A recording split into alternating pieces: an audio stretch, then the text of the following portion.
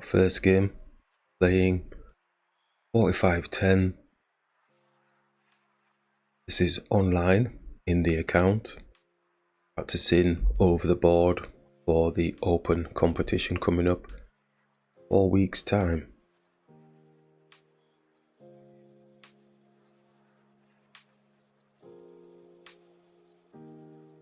Looking for familiar positions.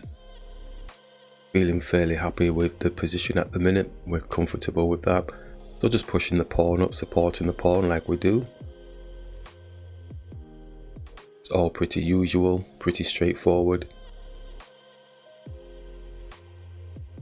And as we've been practicing, doubling the pawns. We don't mind doubling the pawns. We're familiar with that. So we are looking to maintain that type of practice because that is our style. That is the way we play. I'm trying to utilize the mindset of when I'm playing over the board, what do I change? I change when I'm over the board because I'm over analyzing what the opponent can potentially do.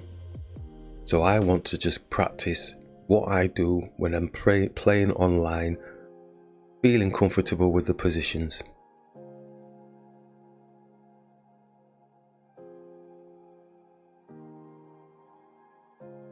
So at this moment in time, it's fairly straightforward. The opponent's attacking the pawn, which is unprotected at the moment. So I don't need to overthink that type of situation in any way, shape or form. Simple, smaller piece attacking the higher piece. Can't be wrong.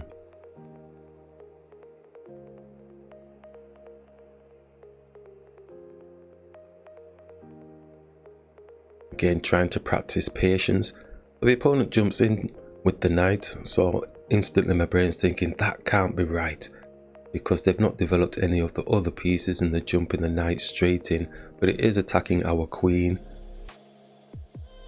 But where does the knight go from there? Are they losing important tempo in terms of developing their other pieces? So from this moment on, it's a strange type of position because normally opponents don't do that type of maneuver. So we bring the queen up and just simply attack the knight. Not overestimating the opponent's skills or what they potentially can do to us, trying to keep it as simple as possible.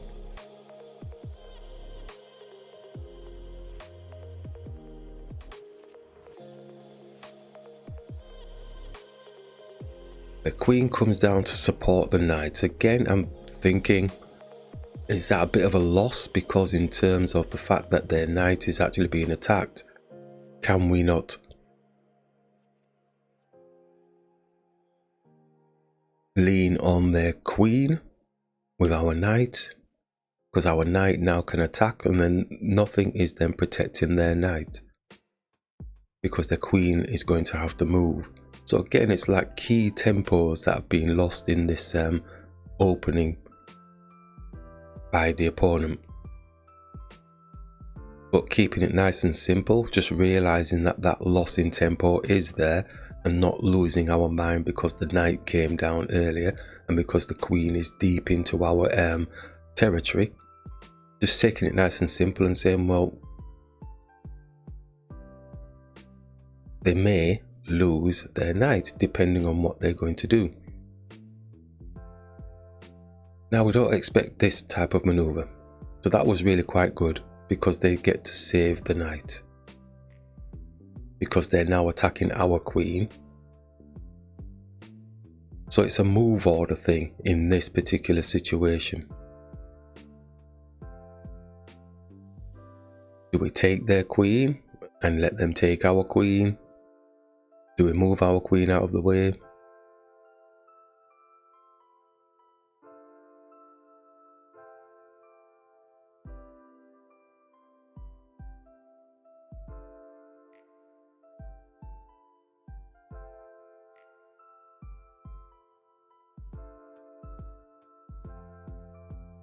Bumping for taking the queen off the board. Because if they take our queen, then obviously our king can take back, or the bishop can take back. Feeling fairly okay that our position is going to be fairly okay from those exchanges.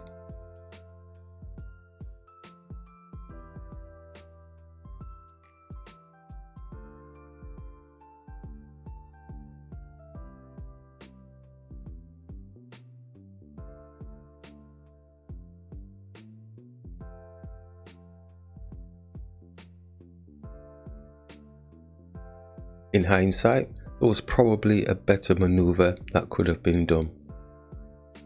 But for now, I'm feeling fairly happy. We bring the bishop through now, looking to stop the king from castling.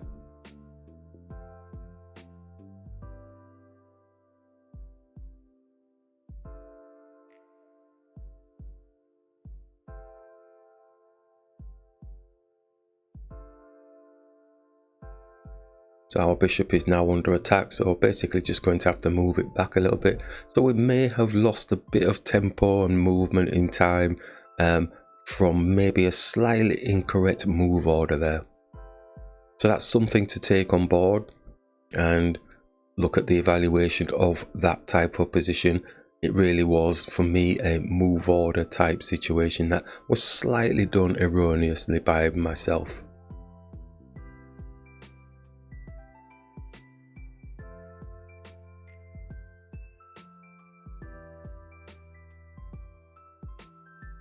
Because now the power of the bishop stopping the king from castling has disappeared, so we've lost tempo in terms of bringing that bishop out there in the first place.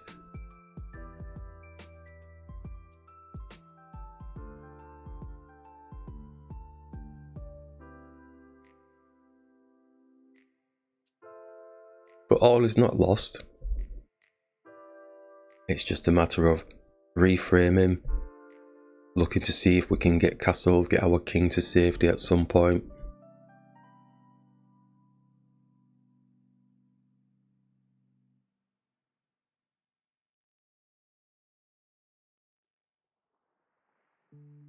And the opponent didn't want to give up the pressure on their a pawn.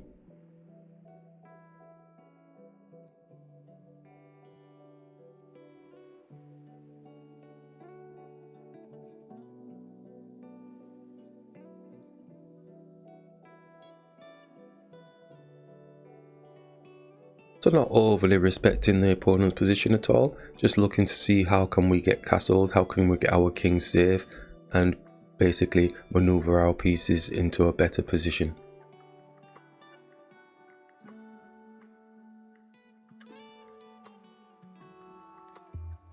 So we castle long. So our pieces can start maybe trying to put a bit of pressure towards their king side. I know our castle is like kind of obliterated, but I feel fairly safe that our king is not going to be in so much trouble at this moment. A smaller piece attacking the bishop, again that kind of loses them tempo, a little bit like when we moved our bishop, we kind of lost tempo bringing it up there. Maybe you can class it as baiting a knight, baiting the pawn, baiting the knights, but I think the move order prior to that was the slight weakness. So a focal point really is going to be on this E file here. Potentially in my head I'm thinking, how can we get our rooks in there and start putting pressure towards and owning that file. Basic chess. Owning the file with the rooks if we can.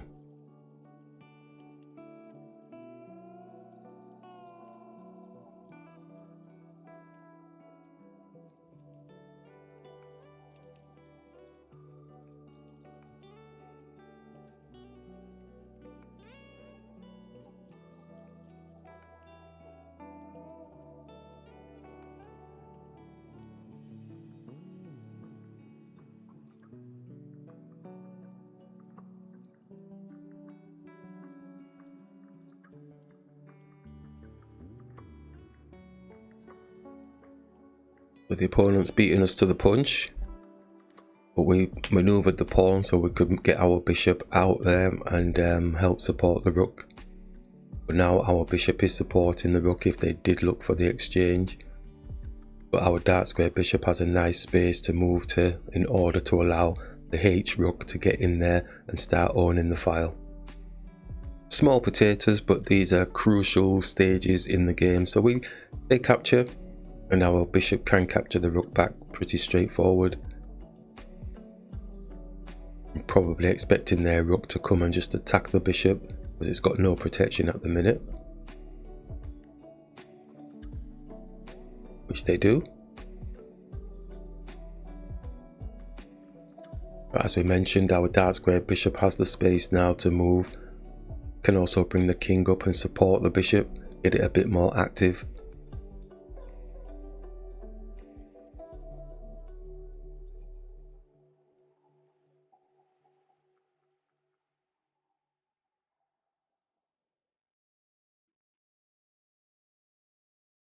They're looking to X-ray through to our rook, which gives us the opportunity to bring our bishop through and support the pawn and also release the rook.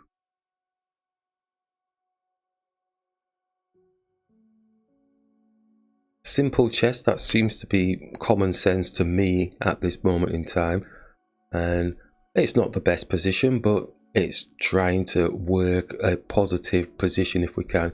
So they're now looking to attack on our king side.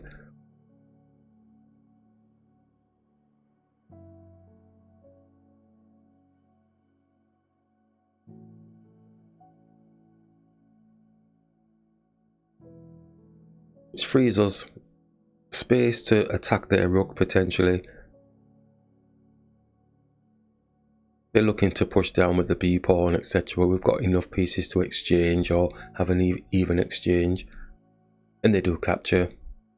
Again, don't mind doubling our pawns because feeling fairly comfortable that our king is safe and we should be able to support the pawns from any potential attacks.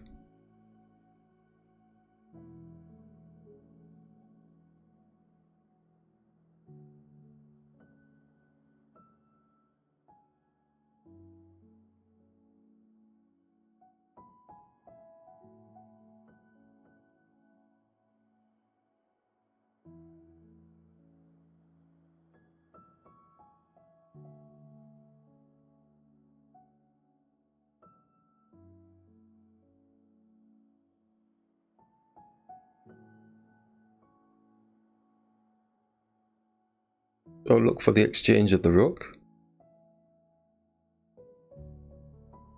Trying to simplify it down.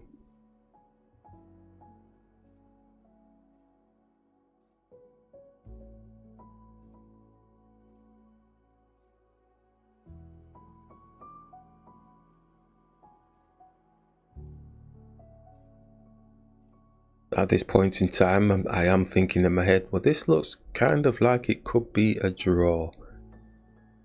I was looking at the level of the rating of the player, and they were playing really good for the level of play that they were displaying.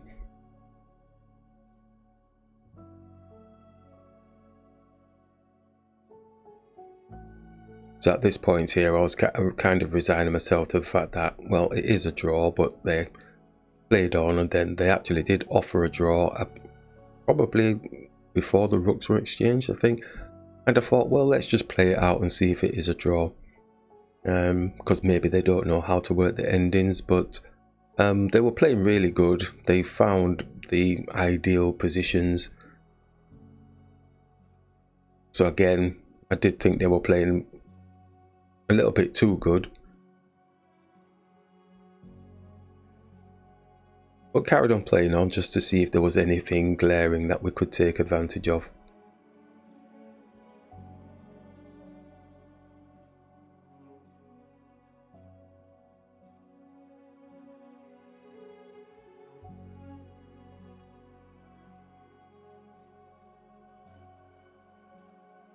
So just pushing the pawn to maybe stop the knight from jumping into the g4.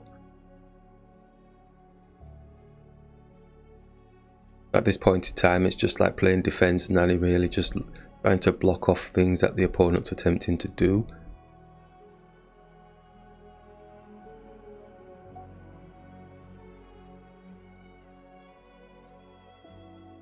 He wants his knight to be sighted on g4.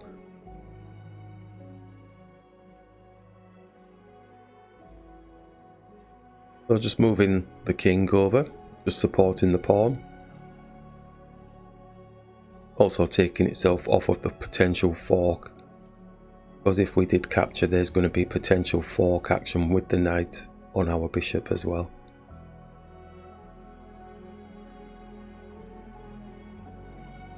Because he would have got a 2-on-1 on the pawn. So simple captures.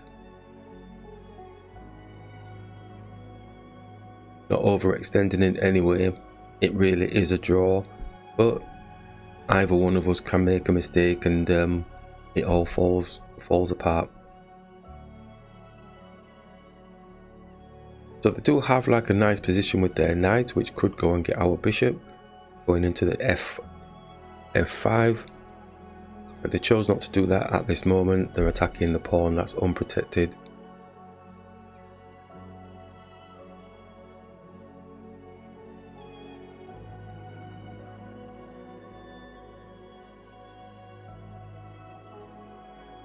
So at this point I definitely just said to myself, this player is playing really good, really good for the level of the number at the side of what they've got on their system. I was kind of flabbergasted.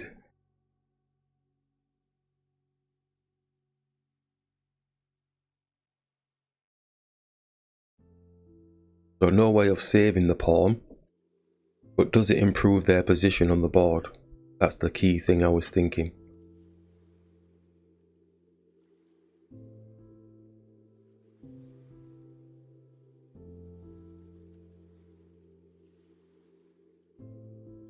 I could bring the king back up just to support the pawn, but they are looking for the juicy fork with the knight on f5, which would mean he would get our bishop for free. So I think the reality is that I'm going to have to let the pawn go.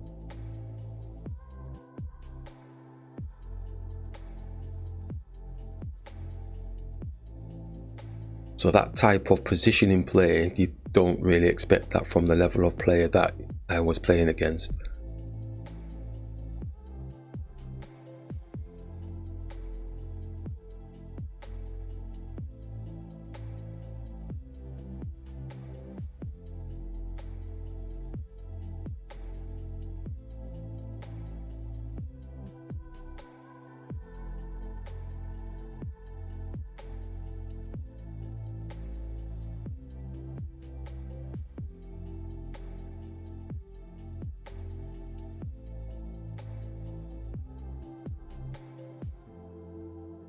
So we'll move the king off of the line of the fork from the knight going on to f5, so we're having to give the pawn up. But as we mentioned, does it really improve their position on the board in any event? So I resign myself to the fact that I don't think it does.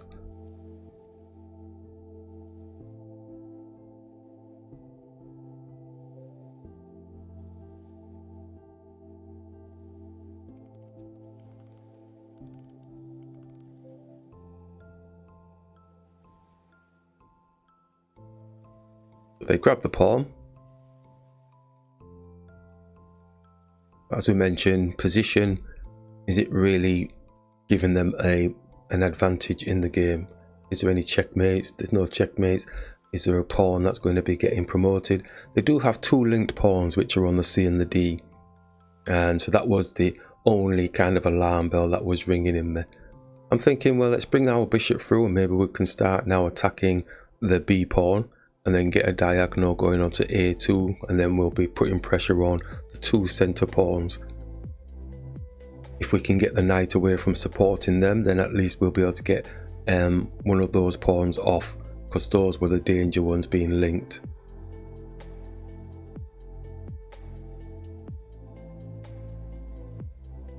He's looking to try and stop our bishop from getting round the back, I think. But we look to x-ray through onto the knight to try and get that knight away from that position in the first place. His bishop is defending the knight anyway, but they could just push on to our bishop and stop the action of us attacking their A pawn. All these thoughts ringing through my head.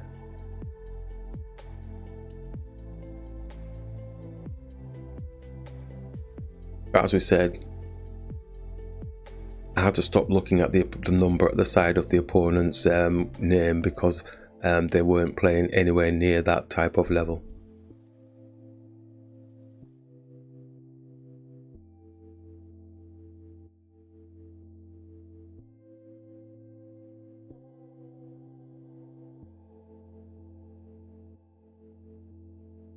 So they do push the pawn down.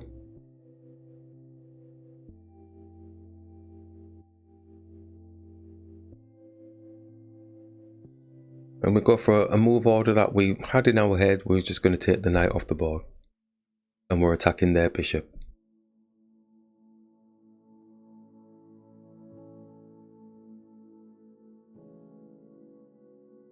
And the bishop captures. Straightforward. And we just capture their pawn. So we've now got double pawns.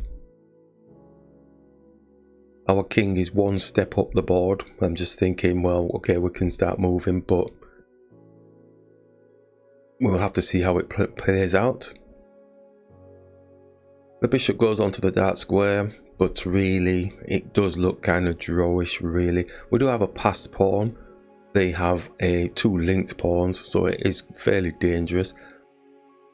But I'm thinking really we can maybe support each other quite nicely. Our bishop is in a nice position to support our pawns, and it still does have that position of going to the B and attacking the pawn and then getting one of these pawns off of the C and D. So we plump for that, because their king is so far away at the minute, it's not really in the game helping to support these pawns. We should be able to get one of these pawns off the board.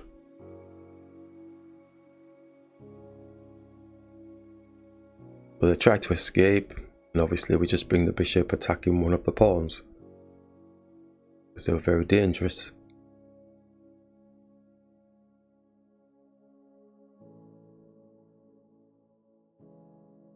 So it's attacking our pawn, but we can just put them onto white squares now, or support with the king, and try and get an attack on the bishop. Either one of them would have worked quite nicely, because we're still going to win one of these crucial pawns on the C and the D.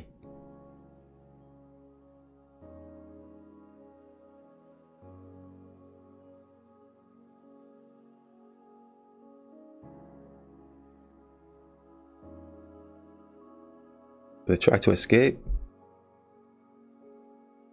but we can capture. So it's pretty much drawish at this point, really. But again, just carrying on. I did offer a draw at some point, actually. I think it's a little bit later on. Oh, it was on the last move. They're pushing onto dark squares.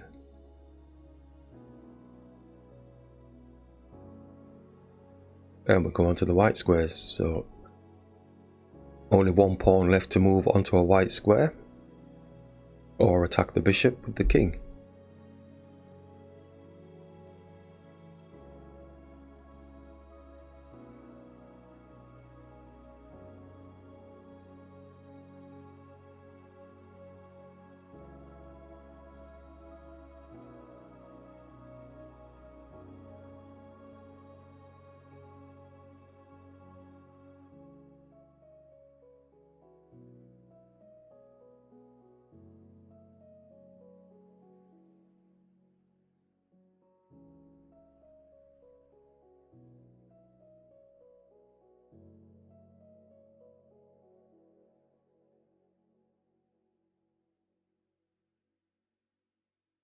Okay, so they attempt to get the king into the game, and instantly I'm thinking, oh, they're going to start putting pressure on our pawns.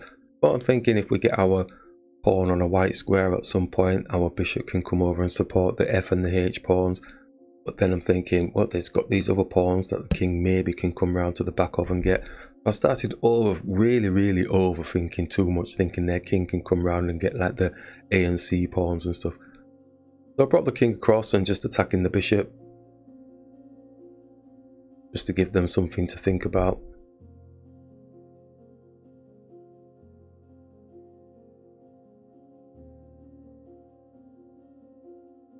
The key thing was we do have a passed pawn, which will give them something to think about. They may have to sacrifice the bishop if we ever got the pawn pushed up. So we push it onto a white square, but again their king can just sit and block that pawn forever and a day, and there's not going to be much that we can potentially do.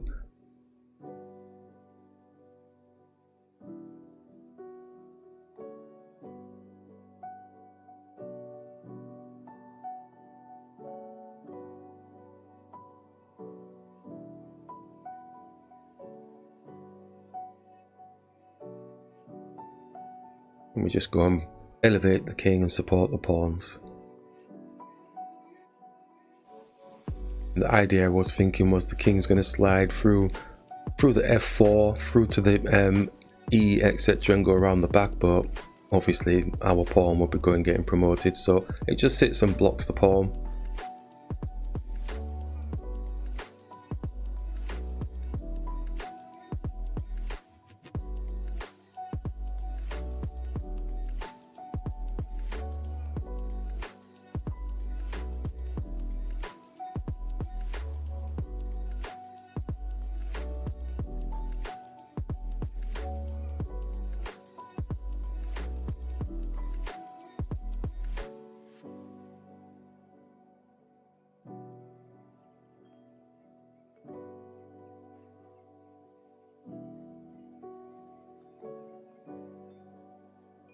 And we just bring the bishop into activity now, which is starting the sort of draw mentality type thing.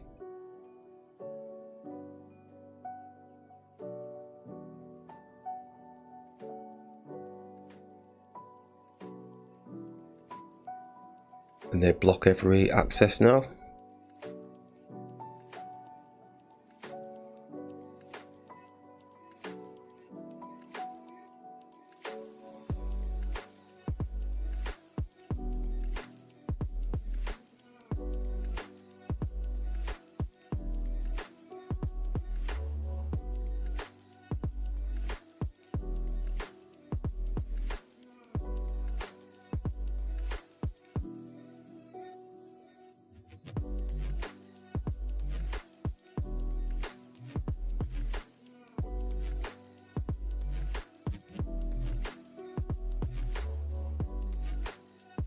And strange as it may seem,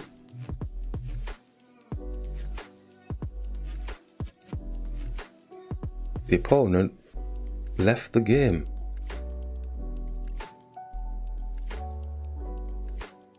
Which I found kind of weird, because you would have thought they'd have played it through to a draw or something or the other, but they did really play outside of the level of play that I would expect for that type of number at the side of their name.